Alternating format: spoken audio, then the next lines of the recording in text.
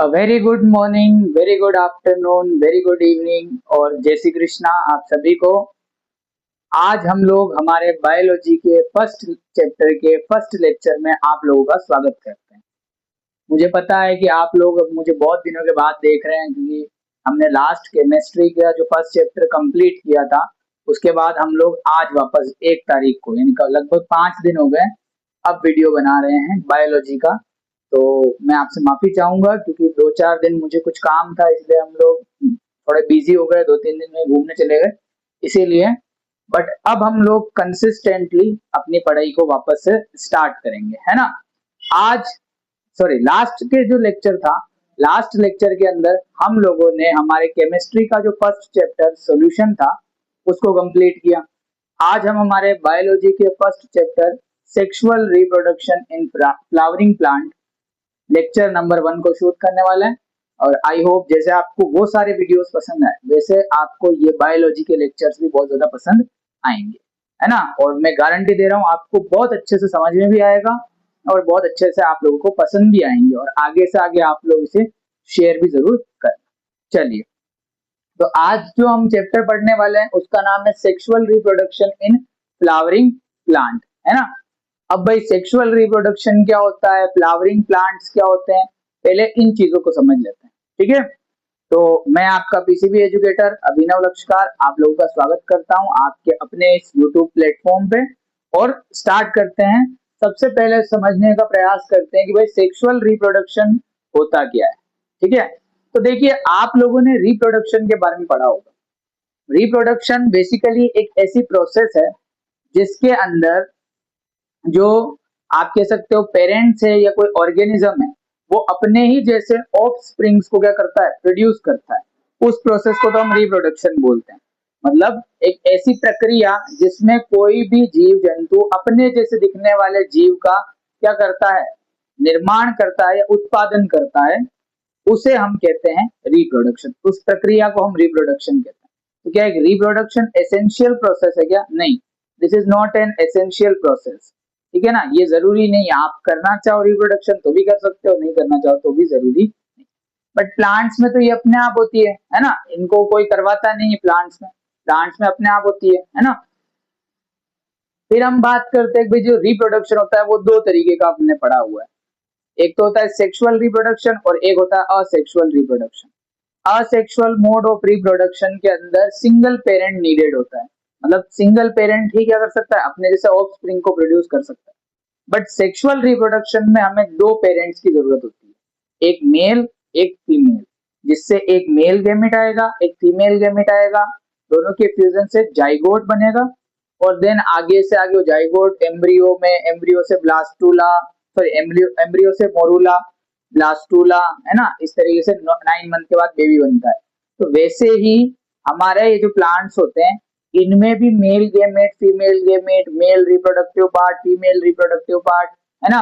और आप कह सकते हो कि फर्टिलाइजेशन सारी प्रोसेसेस होती है। जाइगोट का फॉर्मेशन इनमें भी होता है, एम्ब्रियोज भी बनते हैं, और आगे नए सीड नए फ्रूट्स भी बनना शुरू हो जाते हैं। अभी तक आप लोगों ने आई होप 11th क्लास का, जो आप 12th में ये वीडियो देख रहे हैं, इससे पहले अगर आपने 11th क्लास का प्लांट किंगडम पढ़ा था, है ना। तो प्लांट किंगडम में हमने सिर्फ जिम्नोस्पर्म के बारे में ही समझा था, है ना। मैंने तो नहीं पढ़ा है, बट आपने जहां से भी पढ़ा हो वहां पर आप लोगों ने केवल जिम्नोस्पर्म के बारे में पढ़ा होगा, क्योंकि अभी 12th क्लास, सॉरी, जिम्नोस्पर्म के बारे में पढ़ा होगा। एंजियोस्पर्म के बारे में एक छोटी सी समरी टाइप ही दे रखी थी, यानी एक छोटा सा पैराग्राफ था, है ना।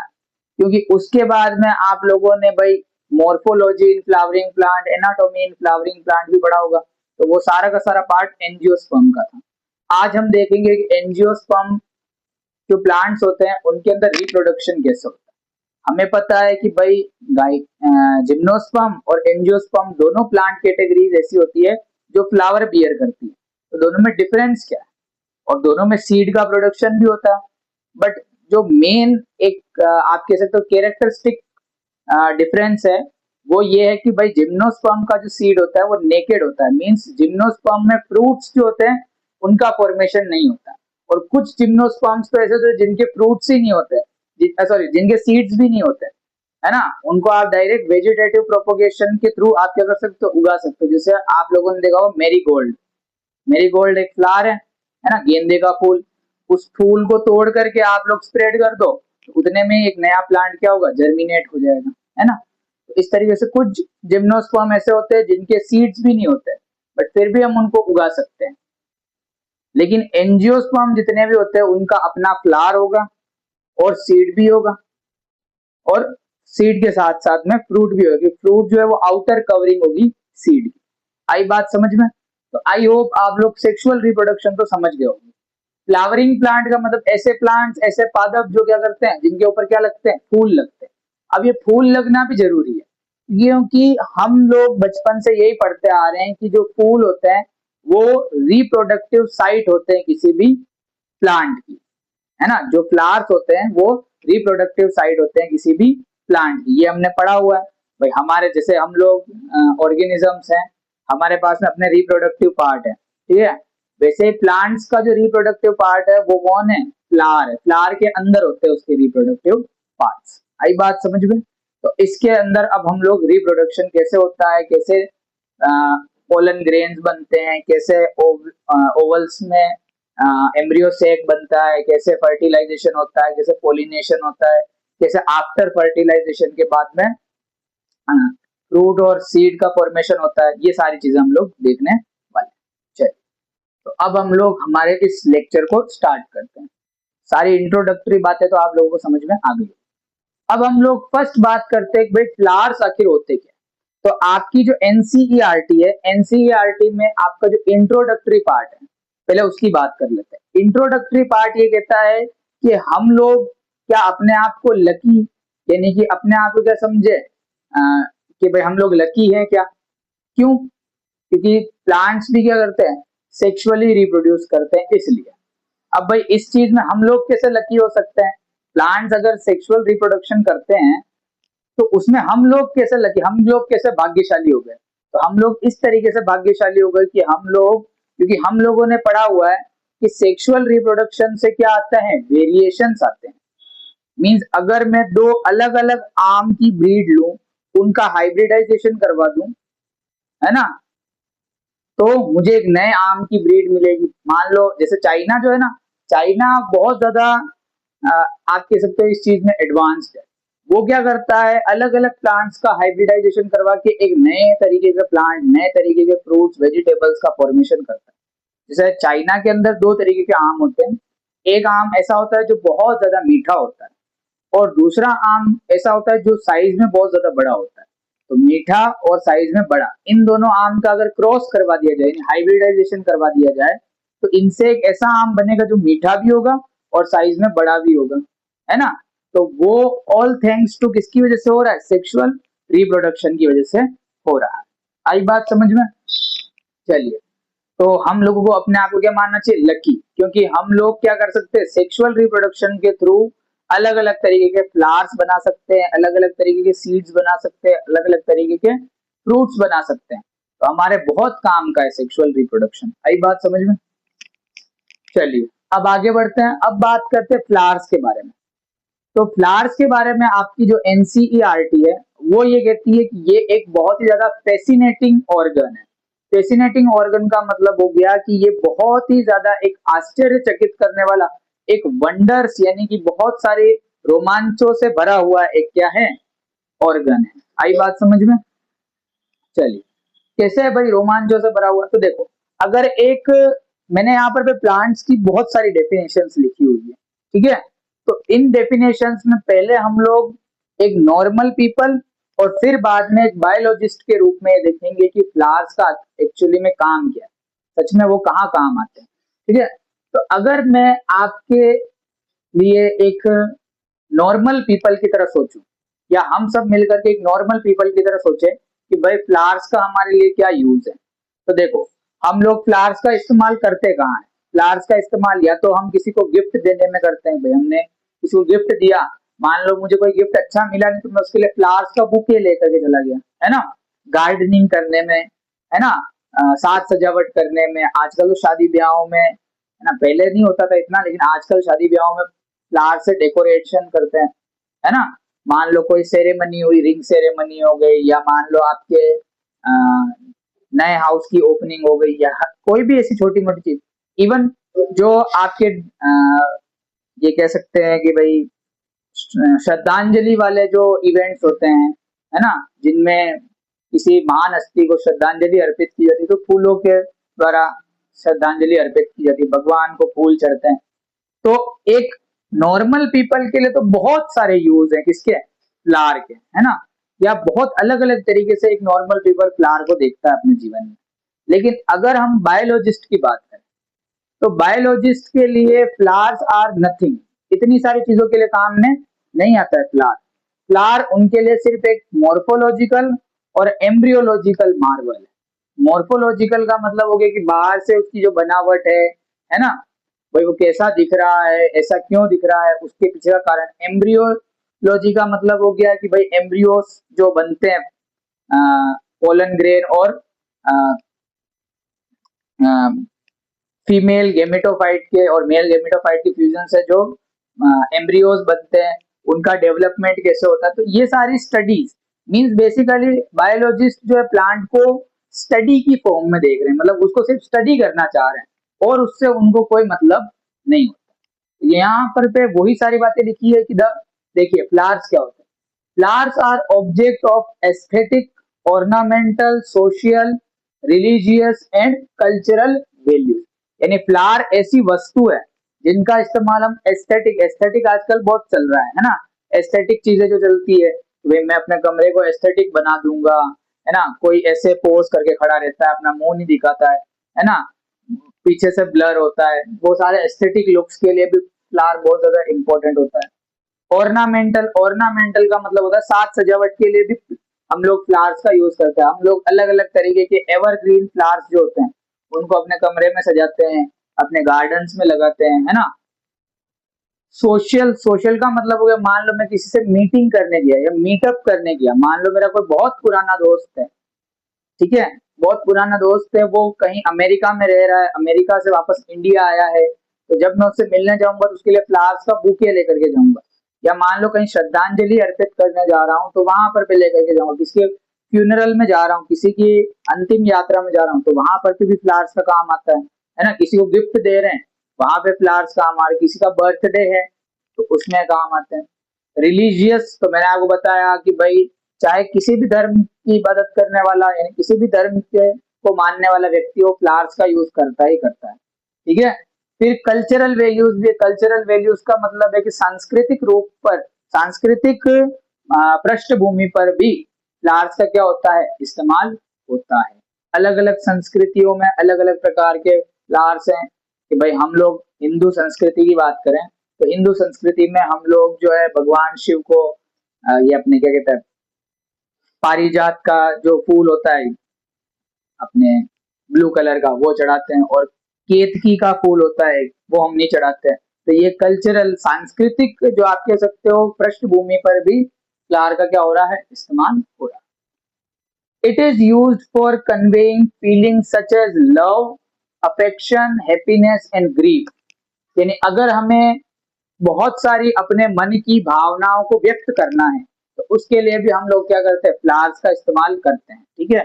जैसे मान लो आपको किसी से प्रेम है, यानी कि कोई लव को शो करने के लिए, बहुत सारी ह्यूमन फीलिंग्स होती है जिनको शो करने के लिए क्या करते हैं, फ्लावर्स का इस्तेमाल करते हैं। जैसे आप लोगों ने देखा गर्लफ्रेंड बॉयफ्रेंड्स होते हैं, वो एक दूसरे को फ्लावर देकर के क्या करते हैं, अपने लव को एक्सप्रेस करते हैं, ठीक है। अफेक्शन, मान लो मुझे कोई चीज बहुत ज्यादा पसंद है ना, जैसे मान लो कि भाई आपका छोटा भाई है, आपकी छोटी बहन है, या मान लो आपके माता पिता हो गए, आपके परिवार वाले कोई हो गए, ठीक है।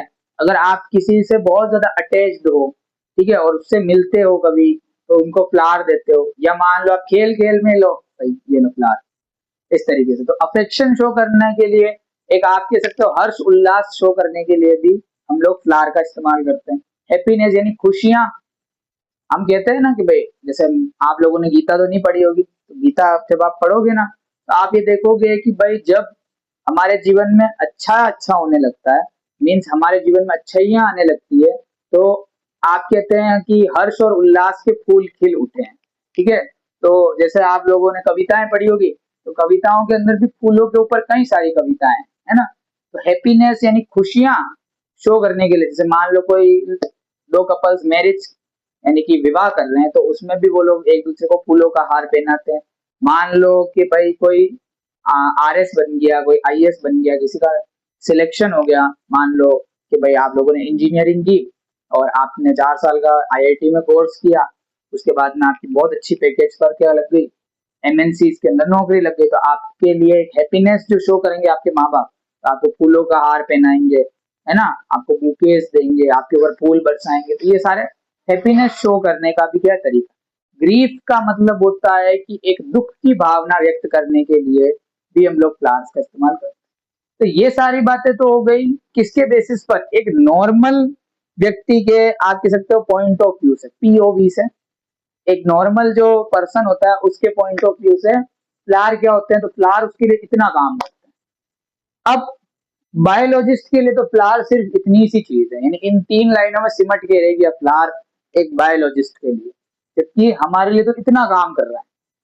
अब बायोलॉजिस्ट यानी कि हम ही हैं बायोलॉजिस्ट और हम ही नॉर्मल पीपल है। एज अ बायोलॉजिस्ट हमारे लिए जो फ्लावर है वो मॉर्फोलॉजिकल और एम्ब्रियोलॉजिकल मार्वल है। ये दोनों में बातें आपको बता चुका हूं कि मॉर्फोलॉजिकल और एम्ब्रियोलॉजिकल मार्वल होते क्या हैं। And the side of sexual reproduction, और ये भी बता चुका हूं कि फ्लावर्स जो होते हैं उन्हीं के अंदर क्या होता है, सेक्सुअल रिप्रोडक्शन होता है। Means flowers are the site of sexual reproduction in plants. जो एंजियोस्पर्म प्लांट्स होते हैं उनके अंदर फ्लावर जो होता है वो एज अ रिप्रोडक्टिव ऑर्गन या रिप्रोडक्टिव साइट की तरह क्या करता है, बिहेव करता है। ठीक है, तो ये है एम्ब्रियोलॉजिस्ट की पॉइंट ऑफ व्यू से फ्लावर की डेफिनेशन। अब हम लोग एक टिपिकल एंजियोस्पर्म फ्लावर का स्ट्रक्चर देखते हैं कि भाई एक टिपिकल एंजियोस्पर्म फ्लावर आखिर दिखाई कैसा देता है। तो देखिए, flower is a modified shoot as the apical meristem evolved or developed into floral meristem। आप लोगों ने आई होप टिश्यूज के बारे में पढ़ा होगा, तो आप लोगों ने जब टिश्यूज के बारे में पढ़ा तो आप लोगों ने ये भी पढ़ा होगा कि जो स्टेम्स होते हैं वो उन स्टेम्स के जब मान लीजिए जर्मिनेशन हो रहा होता है, सीड से स्टेम बन रहे हैं, है ना। तो एक पार्ट होता है सीड का जो तो क्या बनता है, रूट बन जाता है, एक पार्ट स्टेम में कन्वर्ट होता है। तो स्टेम जो होता है जब नया नया एकदम यंग स्टेम होता है, स्टेम का मतलब होता है ना, तो वो जब डेवलप हो रहा होता है तो उसके जो सबसे टॉप वाला जो सरफेस होती है उस पर इस तरीके का एपिकल मेरिस्टेम होता है। ये एपिकल मेरिस्टेम क्या है, रिस्पॉन्सिबल है for the growth of plant. Plant की ग्रोथ किसकी वजह से हो रही है, एपिकल मेरिस्टेम की। ये हमने पढ़ा है कि 3 तरीके के टिश्यूज होते हैं प्लांट के अंदर, पेरेनकाइमा, कोलेनकाइमा और स्केलेनकाइमा। ठीक है, तो उन्हीं का एक पार्ट है। देखो पेरेनकाइमा तो रिजिड होता है, उसका तो कोई फर्दर ग्रोथ होगी ही नहीं, ठीक है। लेकिन जो कोलेनकाइमा है उसमें एपिकल मेरिस्टेम जो होगा उसमें ग्रोथ होगी। तो एपिकल मेरिस्टेम आपने पिक्चर्स के अंदर भी देखा होगा कि जो स्टेम होता है, स्टेम के ऊपर इस तरीके से उभरा हुआ जो भाग होता है इस तरीके का, वो होता है उसका एपिकल मेरिस्टेम। तो ये एपिकल मेरिस्टेम धीरे धीरे धीरे धीरे धीरे धीरे डेवलप होकर के और स्टेम का फॉर्मेशन करता है। बट अगर ये एपिकल मेरिस्टेम इवॉल्व होकर के फ्लोरल मेरिस्टेम बन जाए तो किसका प्रोडक्शन हो जाता है, फ्लावर्स का प्रोडक्शन हो जाता है। मींस जब आप लोगों ने बचपन में भाई अपने को जादू दिखाने वाले लोग आते थे तो वो कागज से कुछ ना कुछ चीजें बना देते थे। तो कागज से आप लोगों ने देखा होगा कि वो लोग कागज को इस ऐसे काटा और करके एक लंबी सी छड़ी टाइप बना देते थे। ठीक है, और वो कहते थे इस छड़ी को जैसे ही तुम लोग प्रेस करोगे, कंप्रेस करोगे इस रोड को, ये फ्लावर बन जाएगा। तो जस्ट लाइक वैसे ही जो हमारे स्टेम्स होते हैं, स्टेम्स भी अपने आप में कंप्रेस होकर के और फ्लावर का फॉर्मेशन करते हैं। इसीलिए हम लोग फ्लावर को कह रहे हैं मॉडिफाइड शूट है। मींस स्टेम जो है वही मॉडिफाई, वही इवॉल्व होकर के क्या बन गया है, फ्लावर बन गया है। आई बात समझ में? चलिए, flowers are the reproductive site, means pre, during and post reproductive events occur within it. Plants को हमने कहा है कि वो रिप्रोडक्टिव साइट है। रिप्रोडक्टिव साइट का मतलब ये हो गया कि रिप्रोडक्टिव इवेंट्स जो होते हैं ना उनको हम 3 पार्ट्स में डिवाइड करते हैं। हम मानते हैं कि फर्टिलाइजेशन के पहले वाला जो पीरियड है या पहले वाला जो इवेंट है जिसमें जो आपके प्लांट हुआ उसका उसकी ग्रोथ होगी, वो जर्मिनेट होगा, उसके मेल और फीमेल रिप्रोडक्टिव पार्ट क्या होंगे, डेवलप्ड होंगे, है ना। मेल गेमेटोफाइट बनेगा, फीमेल गेमेटोफाइट बनेगा, मेल गेमेट फीमेल गेमेट तक पहुंचेगा, है ना, पॉलिनेशन के थ्रू। तो फर्टिलाइजेशन के पहले के जो इवेंट है उनको हम बोलते हैं प्री फर्टिलाइजेशन इवेंट, और फर्टिलाइजेशन के बाद के जो सारे इवेंट्स है, यानी फ्रूट्स का फॉर्मेशन होना, एम्ब्रियो बनना, सीड्स बनना, है ना, वो सारी चीजें हम कहते हैं कि वो क्या है, पोस्ट फर्टिलाइजेशन। तो फ्लावर्स को हमने रिप्रोडक्टिव साइड का है, इसका मतलब है कि फर्टिलाइजेशन के पहले के इवेंट्स, फर्टिलाइजेशन और फर्टिलाइजेशन के बाद के जो इवेंट्स वो सारे किसमें होते हैं, फ्लावर के अंदर होते हैं। फ्रूट्स भी फ्लावर के अंदर ही बन रहे हैं, है ना, और गेमेट्स भी किसमें बन रहे हैं, फ्लावर के अंदर ही बन रहे हैं, इसीलिए इसको रिप्रोडक्टिव साइड का है। आई बात समझ? चलिए अब हम लोग अच्छा सा स्ट्रक्चर देख लेते हैं। 1 मिनट में देख लेता हूँ आपको स्ट्रक्चर अच्छे से दिख रहा है कि नहीं दिख रहा है। तब तक आप लोग इस पूरी चीज को लिख लीजिए ताकि आपको समझ में आ जाएगा, क्योंकि ये सारी चीजें अभी इंट्रोडक्शन है, ये पूरा का पूरा आज का जो लेक्चर है ना वो इंट्रोडक्टरी पार्ट है। कल से हम लोग मेल रिप्रोडक्टिव पार्ट को पढ़ेंगे, है ना। तो आप लोग पहले ये उतार लो और मैं देख लेता हूँ ये आपको विजिबल है या नहीं। चलिए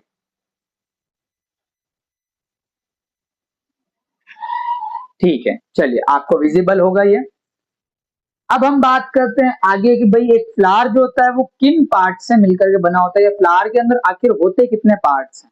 चलिए, flowers are mainly consist of 4 part. Mainly बोला है मैंने, मेनली यानी मुख्यतः हम 4 भाग देखते हैं किसी भी फ्लावर के, है ना। कितने भाग देखते हैं, 4 भाग होते हैं। आप लोगों ने कभी एक फ्लावर देखा हो तो आपने देखा होगा फ्लावर जो होता है ना वो जैसे मान लीजिए, मैं आपको किस तरीके से बताऊं,